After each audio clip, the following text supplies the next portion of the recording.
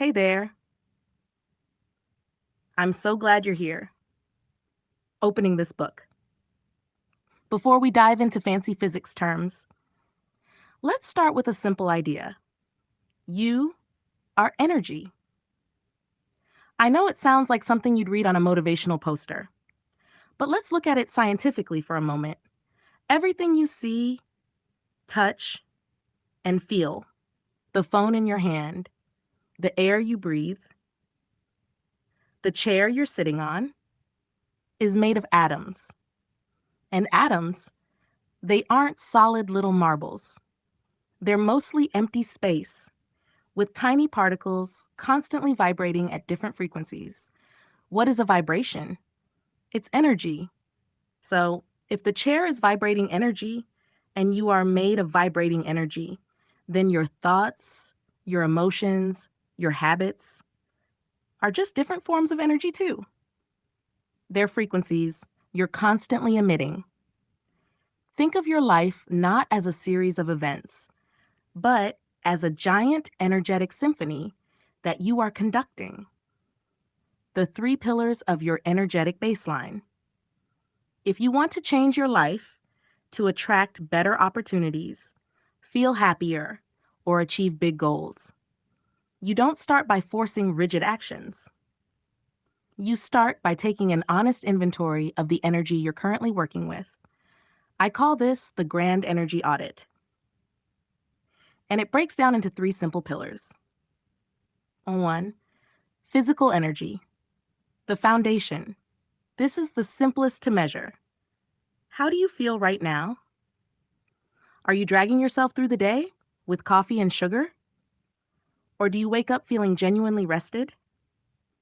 Your body is the physical container for all your mental and emotional energy. If the container is leaky or damaged, everything else struggles. A few years ago, I was running a business and felt constantly on. I thought working 14 hours a day was productive, but every evening I'd crash, unable to hold a coherent conversation with my partner. My physical energy was running on fumes, a low, sputtering frequency. The moment I introduced a simple 20-minute evening walk, just walking, not running, everything began to change. I wasn't just physically better. My thoughts cleared up. My body started producing its own energy again. I stopped relying on stimulants and started tuning into my body's natural rhythm. 2, mental energy, the signal. What is the quality of your inner dialogue? Is your mind full of worry, self-criticism, replaying old mistakes? Or is it focused, curious, and open to new ideas? Worry is mental energy stuck in a loop. It's a low, grinding frequency that attracts more reasons to worry. Think of your favorite song. Now imagine that song trying to play, but the record keeps skipping the same 3 seconds over and over. That's a low energy mind. When you stop the skipping, through meditation, journaling, or dedicated quiet time, you free up that energy to be used creatively. 3, emotional energy, the magnetic field. This one is the big one. Emotions are the magnets of your energetic field. Feelings like shame, guilt, and resentment vibrate incredibly slowly. They keep your potential trapped. But feelings like joy, passion, and gratitude vibrate at rapid, high frequencies. They pull opportunities toward you. Try this. The next time you feel frustration building, don't try to stop the feeling. Just name it. Say, I am currently experiencing frustration. This simple act of awareness slightly disconnects you from the emotion. It gives you just enough space to choose a different response. It's like turning down the static so you can tune into a better station. Your current habits, the way you eat, the thoughts you think, the reactions you default to, are simply the output of your existing energetic baseline. We're not judging here. We're simply observing. Once you know your frequency, you can start tuning it. Takeaway. Everything in your life is a manifestation of energy, and your habits are the daily proof of your current energetic frequency. True change begins, not with doing more, but by raising your baseline energy.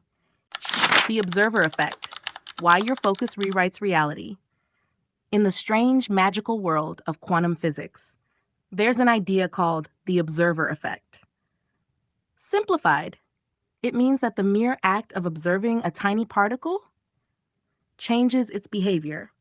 Before you look at it, the particle exists in a cloud of potential. It could be anywhere. But the second you focus your attention on it, it has to choose a specific state or location. Your focus collapses potential into reality. Now, I want you to think of this as the biggest, most powerful metaphor for your life. Your life, your goals, your future exist right now as an endless field of potential. You have infinite versions of yourself you could become. Which version materializes? The one you are consistently observing right now. The difference between hoping and observing. Most people hope for a better future. They wish they were healthier, wish they had more money, wish their job was better. Hope is passive. It's low energy. Observation or intentional focus is active. It's high energy. It's not about visualizing a car. It's about observing the mental state of the person who already owns that car, and then becoming that person right now. For example, let's talk about the habit of exercise. Before you start observing it, your potential habit is like a hazy cloud. Maybe you'll go to the gym. Maybe you'll skip it. Maybe you'll go tomorrow. The potential exists everywhere. But the moment you intentionally observe the reality of getting ready, that potential collapses into a tangible state. You're tying your shoes. A friend of mine, Sarah, always wanted to be a writer, but she struggled with chronic procrastination. She had plenty of time, but she used it scrolling social media, observing the potential for distraction. We shifted her focus from I need to write a book to I am observing the writer's ritual. Her ritual was simple. Pour a specific cup of tea, open a new document, write the title of the chapter, write one sentence. She didn't observe the finished book. She observed the tiny, high-energy action she could take right now. By focusing her attention on just those 4 steps every morning, the mental block dissolved. Why? Because she stopped trying to observe the overwhelming outcome and started observing the immediate available process. Her conscious attention collapsed the potential of being a writer into the reality of acting like one. Your energy is your intention. When we talk about intention, it's simply focused energy. If you walk into a meeting with your energy scattered, worrying about a parking ticket, thinking about lunch, and half listening, your intention is low fidelity. You're sending out a weak signal. But if you take 3 deep breaths before you enter, ground yourself, and focus your mental energy on listening and contributing, that's a high fidelity signal. You have collapsed the potential into the reality of connection and purpose. People feel that focused energy and they respond differently. The practical step here is to create an observation anchor for your biggest goals. Instead of saying, I want to save $5,000, say, Every Sunday at 9 a.m., I observe my finances by logging into my bank account and allocating funds. The habit isn't the saving. The habit is the act of observing the process with focused, high-energy attention. That focused attention is what locks the potential outcome into place. You have the power to collapse the potential in your life, not through force, but through conscious observation. It's the most powerful tool you own. Takeaway: the quantum observer effect teaches us that conscious attention collapses infinite potential into concrete reality. To build a new habit, stop hoping for the outcome and start observing the small, high-energy actions available in this present moment. Your focus is your creative power. If you've heard of quantum physics, you might have heard of entanglement. It's wild. In simple terms, two tiny particles can become entangled when they interact. Once entangled, they remain connected, no matter how far apart they are. If you change the property of one, the other instantly changes too. They're woven together in the fabric of reality. Now, let's step away from particle physics and apply this metaphor to the energy of your life. While you're not literally quantum entangled with your friends, your environment, and the people closest to you share a powerful energetic entanglement with you. Your environment is your energetic co-pilot. Think about the places you spend the most time: your home, your desk, your car. Are these spaces inspiring high-energy focus, creativity, and peace? Or are they zones of chaos, low energy, and stagnation? I once helped a client, Mark. He wanted to start a side business, but he kept feeling unmotivated. He blamed himself for being lazy. When I asked about his workspace, he sent me a picture. It was a corner of his dining table, covered in 3 days' worth of mail, his kids' homework, and a stack of mismatched mugs. His physical environment was energetically entangled with the chaos of his domestic life. It made it impossible for him to focus on the high-energy task of creating his business. So we introduced a simple, high-impact habit: the zero clutter zone. Before sitting down, he had to clear a 2-foot radius around his laptop. This small ritual was an act of environmental detoxification. By removing the low-frequency energy, visual clutter, and delayed decisions represented by the mail, he created a field dedicated solely to his creative work. He didn't change his mindset. He changed his field. And his mindset instantly followed. Practical tip: the 1-minute detox. Before starting any high-value activity, spend 60 seconds clearing, wiping, or tidying the immediate area. This isn't about cleanliness.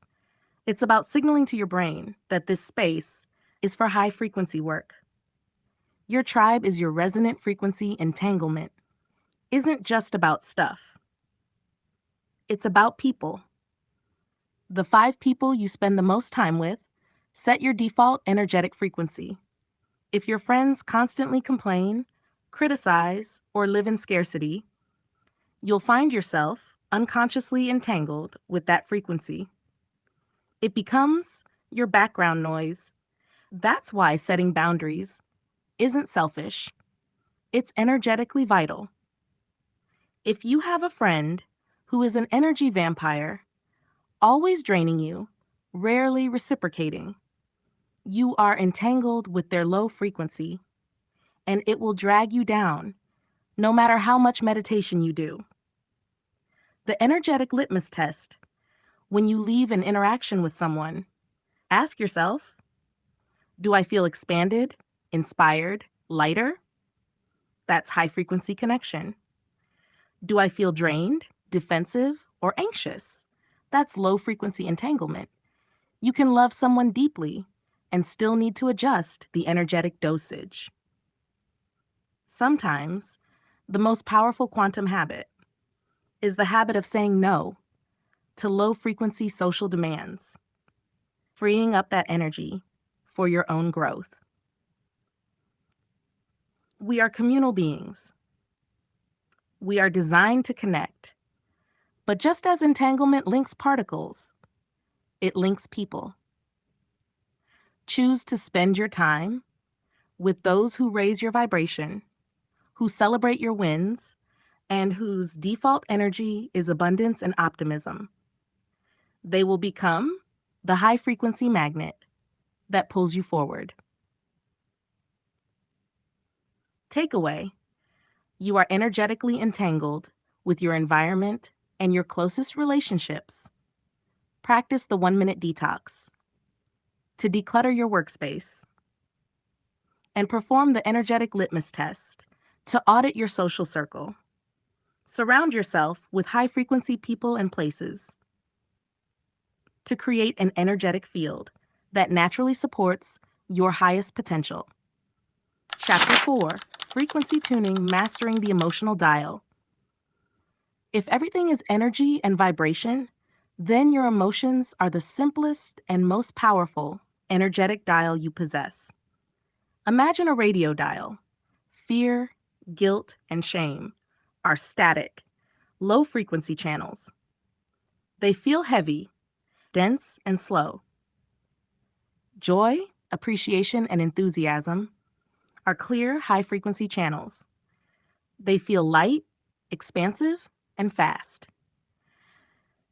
The mistake most people make is trying to act their way into high frequency. They think if I get the promotion, I'll be happy. But the quantum truth is the opposite.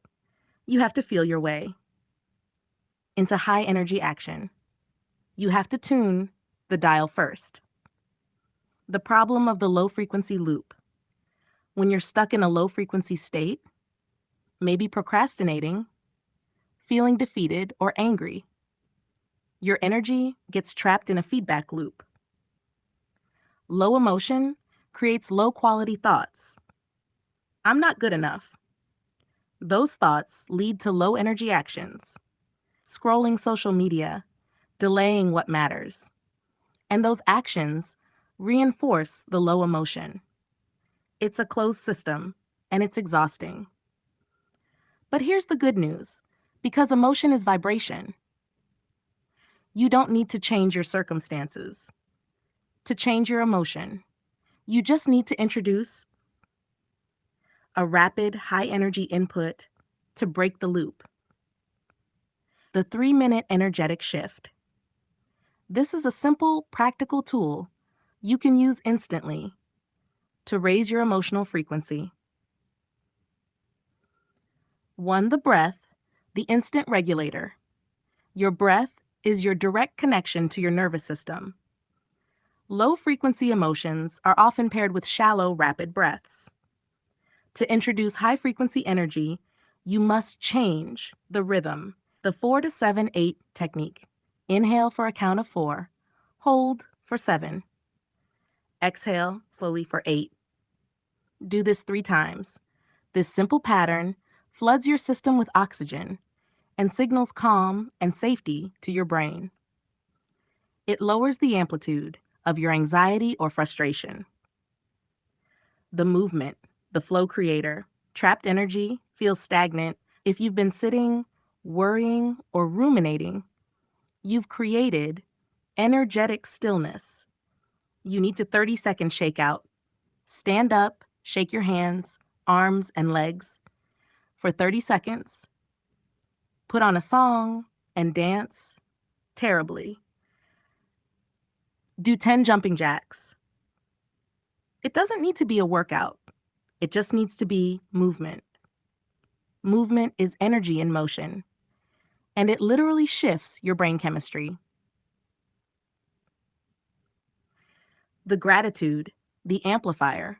Gratitude is one of the highest and most accessible frequencies we have. It's impossible to feel deep resentment and deep gratitude at the same time. The 3-item list: pause and name 3 small, specific things you're genuinely grateful for right now. Not my family, too general, but the way sunlight hits this plant, the smell of this coffee, or that my back doesn't hurt right now. The specificity makes the gratitude real. It instantly amplifies your internal frequency. Takeaway: emotion is your energetic dial. With conscious breathing, intentional movement, and real gratitude, you can tune your vibration at will. You don't have to wait for peace or joy to arrive. You can create it right now.